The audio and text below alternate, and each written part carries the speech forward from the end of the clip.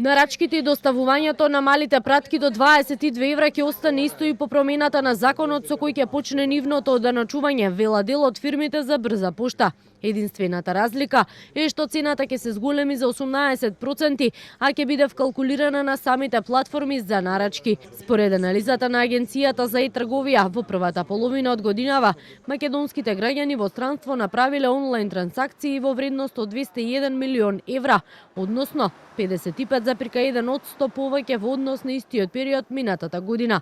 Трендот на раст на трансакциите кон странските e-трговци најмногу се поврзува со појавата на Тему, кој за кратко време привлече голем број на купувачи од широка понуда, ниски цени и бесплатна достава, дури и за најмалите нарачки.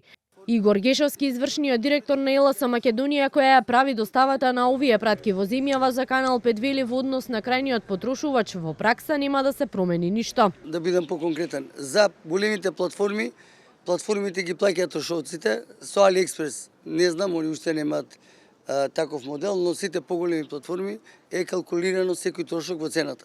За помалите увози, еве DHL, FedEx и други компании што вршат, ако е поединечна пратка, тие ќе се обратат или ќе им дадат право они за нив да извршат таа услуга, а они ќе им наплатат и дополнителни услуги што треба, и царината и данокот, зависи каква стока порача.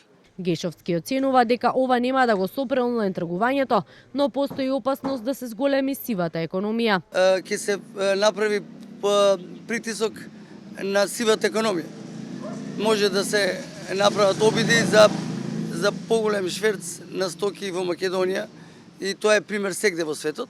Верувам дека нашата влада ги следи трендовите што ги прави Америка, но тоа треба да видиме како ќе се одрази на нас, колку е тоа добро, зашто сепак ние сме мала држава. Предлог законот за измени на законот за додадена вредност со кој се планира укинување на ослободувањето од плаќање на ДДВ за производи од странство во износ од 22 евра, владата го достави до собранието пред неколку дена и се очекува истиот да биде донесен по изборите.